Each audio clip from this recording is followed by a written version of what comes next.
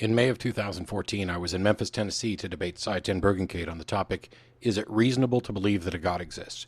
This particular debate covers a lot of ground in a relatively dense philosophical area, and I could easily do several hours of commentary, but I want to focus on what went right and wrong for both of us, while offering some clarification and additional commentary on some of the remarks that each of us made, especially those areas where neither of us adequately explained the topic. It's dangerous to assume that both parties actually intend to convey identical concepts just because they use the same words. Quite frequently, the individuals will talk past each other, thinking they're talking about the same thing when they're not. In reviewing this debate, I didn't merely rely on my own thoughts. I considered comments from the audience as well as some incredibly constructive feedback from philosophers. Let's get started. Jesus Christ is King. And I thank him for allowing this debate to take place tonight. Is it reasonable to believe that God exists? Yes. Yes, it is. I'm going to argue tonight that not only is it reasonable to believe that God exists, but that denying belief in God reduces one's worldview to absurdity.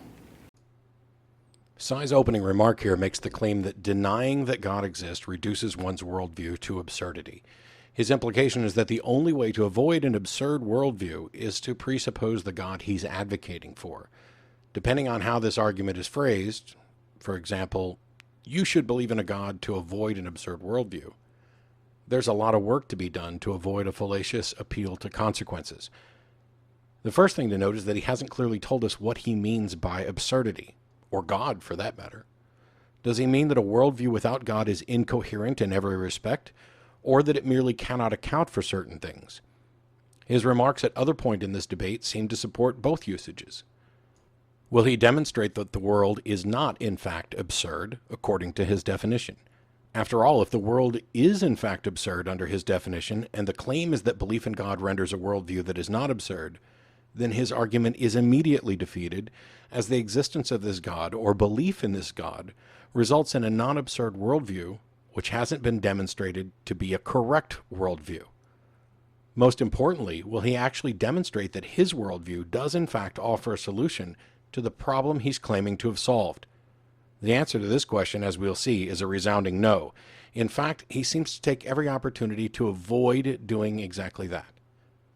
The absurd worldview that he seems to target seems to be the problem of hard solipsism, acknowledging that science and philosophy may be forever blocked from resolving this problem, while his worldview claims to solve this problem without ever demonstrating that it solves the problem.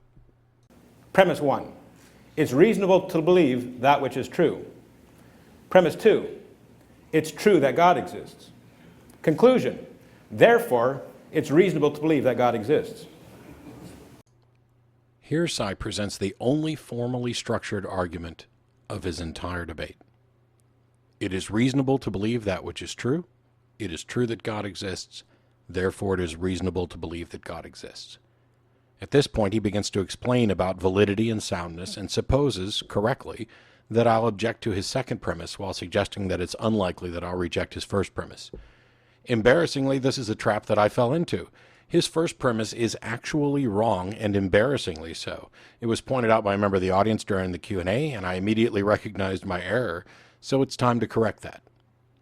It is reasonable to believe that which is true. Whether or not a belief is reasonable isn't determined merely by whether or not a claim is actually true, but by whether or not we have good reasons to accept that the claim is actually true. For example, it's true that I have an ancestor named Greenberry Dillahunty. Is it reasonable to believe that? Do you, at this point, have good reasons to believe that? It becomes reasonable to believe something that is true only after we have sufficient evidence and supporting arguments to justify that belief.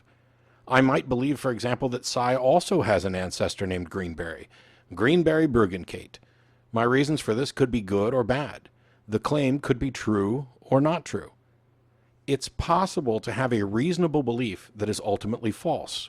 For example, at one point, it was reasonable to believe that the sun traveled around the earth.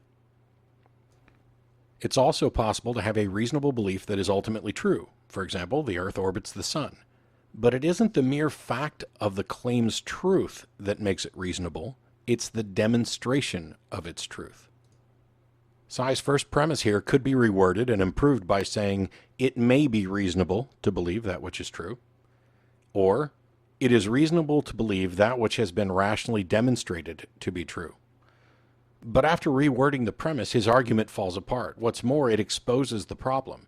If we reword it to say, it is reasonable to believe that which has been rationally demonstrated by sound argument and accepted evidence to be true, which is a much more accurate description of what we mean when we say that it's reasonable to believe something, then his second premise becomes, it has been rationally demonstrated by sound argument and accepted evidence that God exists. Therefore, it is reasonable to believe that God exists.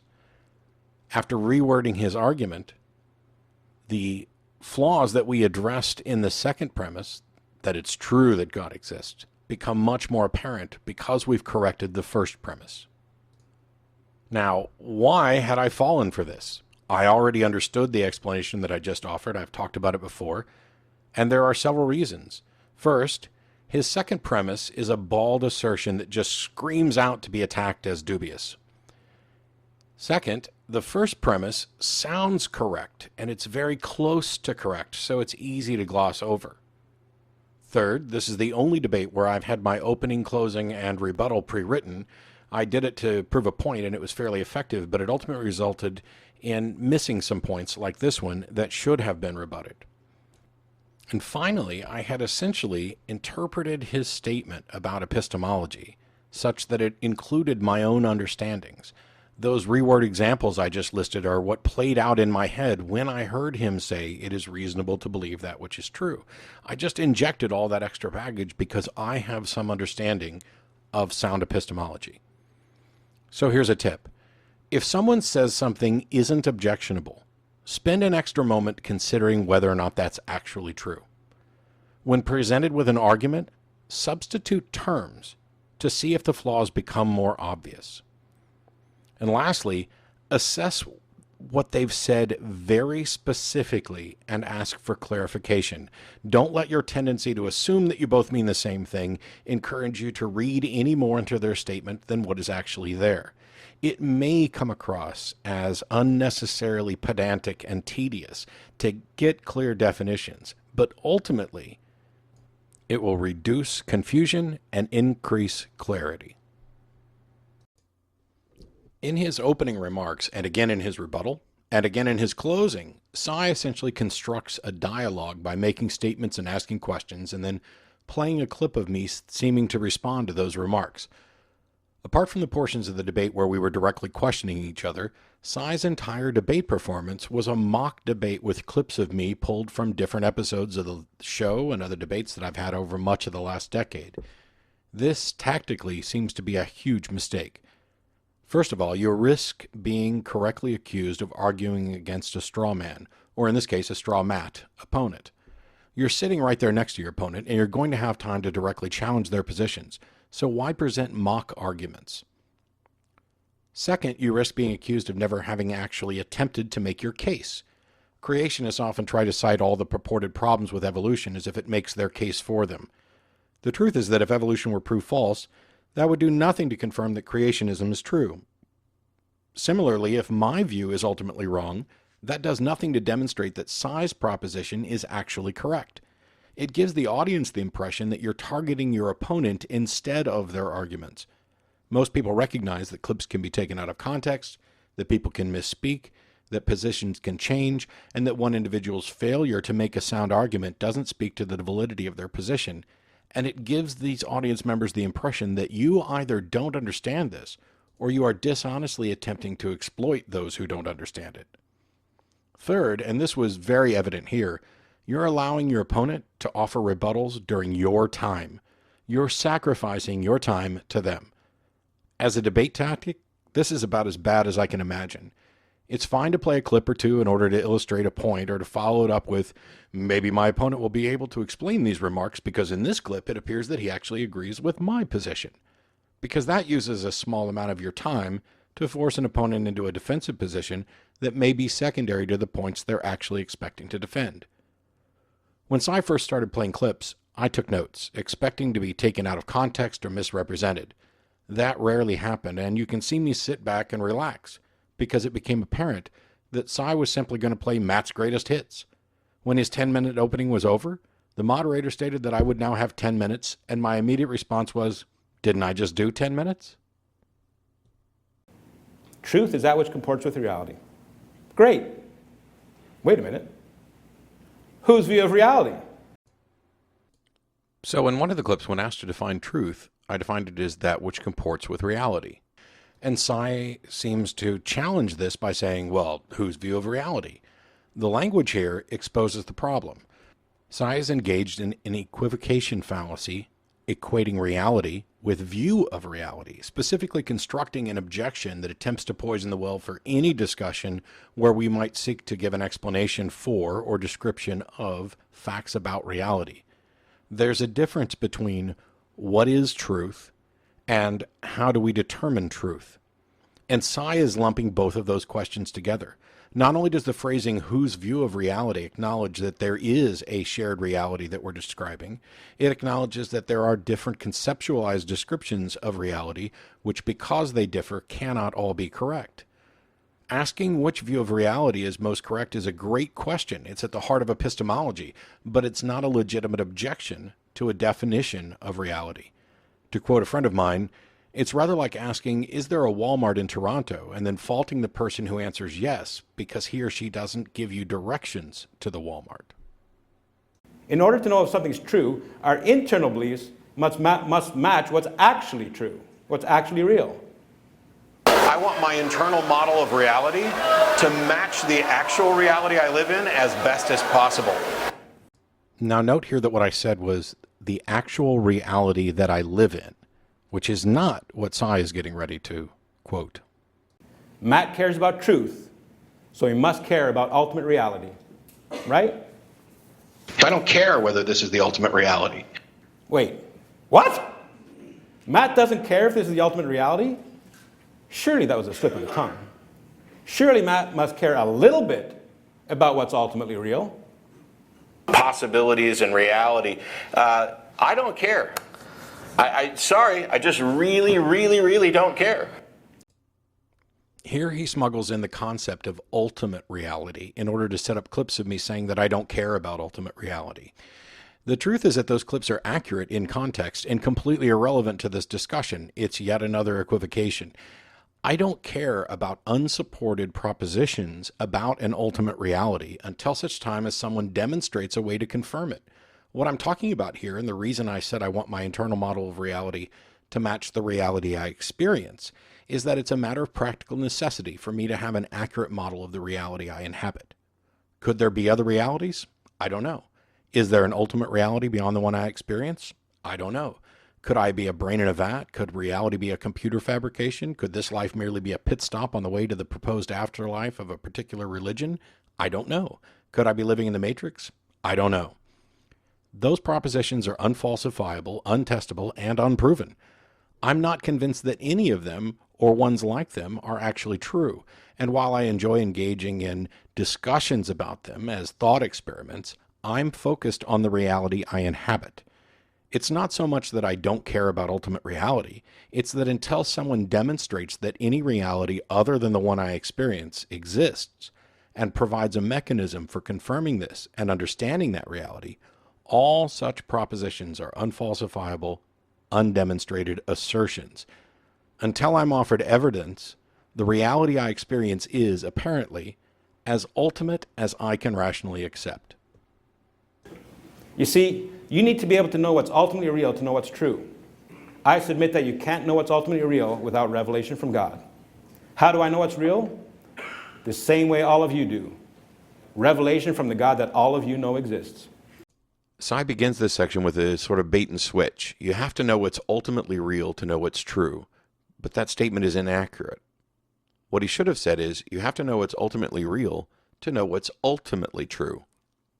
If we've defined truth as that which comports with reality, then it doesn't matter whether we can be sure that the reality we experience is the ultimate reality or not. It may be the case that the reality we experience is the ultimate reality, and therefore our accurate observations about it are not only true, but they're true of the ultimate reality. But if this reality is a fiction, and there's some ultimate reality beyond this, if I'm living in the Matrix or if I'm a brain in a vat, then my accurate observations about this fictional reality are still true, because truth is an assessment of our model of reality compared to that reality. What changes isn't whether or not my observations about this reality are accurate, but whether or not this reality is the ultimate reality. Well, how does Sye know what's real? His statement here is he knows it the same way all the rest of us do, revelation from the God that all of us know exists. Sye is convinced that everyone knows that a God exists and that we just deny or suppress it. Later on, he'll actually acknowledge that he thinks I'm lying and that he understands my mind because of his God better than I do. Well, I know that he's wrong because I know that I don't know that a God exists. But I can't actually demonstrate that he's wrong because his proposition is unfalsifiable. None of us are able to demonstrate the truth of our inner beliefs, our inner model. If someone says that I know something and I don't, how do I prove that I don't know that? No one can do this, which means he's offering an unsupported, unfalsifiable assertion, not an argument, and not an evidence-based argument for his position. Christians profess that truth. Professed atheists suppress it. This quick little line here includes a kind of double whammy assertion. By calling us professed atheists instead of just atheists, he's reinforcing the assertion that there actually aren't any atheists or non-believers, because he's convinced that we merely suppress it. We're all liars, and he knows this because he's been informed of it by God. There's no argument or evidence here. It's just, you say you don't believe, but that cannot be true, so you must be lying or suppressing. Well, why can't it be true that I don't believe and that I don't know that a God exists? Because if it were true, then Sye would be wrong, and he doesn't think that he can be wrong, because he believes his views are informed by God, and God cannot be wrong. Now, he's not demonstrated either of these points, and we could talk about the circularity in this, or the special pleading, or the countless other fallacies that can be tied up in these simple little statements. But in the end, this entire line of comments amounts to nothing more than, you're wrong, or lying, or suppressing, because I cannot be wrong about this, because my information comes from God. Matt says that truth is that which comports with reality. He admits he can't know what's ultimately real. And here we have it again. In Sye's summary at the end of his opening remarks, another equivocation fallacy between reality and ultimate reality. As we've seen, even in the clips he played of me, by reality, I'm talking about the reality I experience, whether it's the ultimate reality or not, because I understand that I have no way of demonstrating whether or not the reality I experience is in fact the ultimate reality. This is the problem of hard solipsism. Sye is convinced that the reality he experiences is in fact the ultimate reality, and that's why he repeatedly equates the two concepts. He can't demonstrate this to anyone else. He offers no sound foundation for this belief. He merely asserts it. And he asserts that he can't be wrong about this, and that any objections to his assertion are unfounded, because his worldview allows him access to the ultimate truth, and those objecting to his claims have to either borrow from this, thus supporting it, or they have no foundation upon which to rest a challenge to his claims. Therefore, according to his worldview, he can't know anything to be true and has zero basis for challenging my claim that it's reasonable to believe that God exists. And this is how Sye finishes his opening remarks. We've already demonstrated that the first premise of his argument, it is reasonable to believe that which is true, is in fact false. We've shown that his second premise, it is true that God exists, is a dubious, unfounded assertion. His argument is in fact doubly defeated at the outset. In addition to the previously mentioned problems, Sye's closing remark here is essentially, I have not been proved wrong. Matt cannot possibly prove me wrong. He has no foundation by which he can prove me wrong. Therefore, it's reasonable to believe that God exists. But his closing remark, in that sense, is a classic argument from ignorance fallacy. X is true because it hasn't been or cannot be proved false. And that's simply not the way we determine truth, but more importantly, it's not the way we determine reasonableness. His claim that I have no foundation upon which to challenge his claim is based on an argument which falsely equates reality with ultimate reality in order to equate truth about reality with truth about ultimate reality. Meanwhile, as we'll see later, the foundation for my objection to his claims is the same as his, the foundations of logical argument. At the end of his opening, Sye's position consists of one formally structured argument which is unsound, several informal arguments which are unsound, and a closing remark that commits the argument from ignorance fallacy that he's right because he hasn't been proved wrong. But what I can or cannot demonstrate is irrelevant to whether or not Sye has met his burden of proof. Sye has to demonstrate that theism is reasonable. He's continually confusing true with reasonable, as he did in his first premise, and he hasn't, after his entire opening remarks, demonstrated either. This video is made possible by supporters of the Atheist Debates Patreon project. You can find more information and add your support by visiting patreon.com/atheistdebates.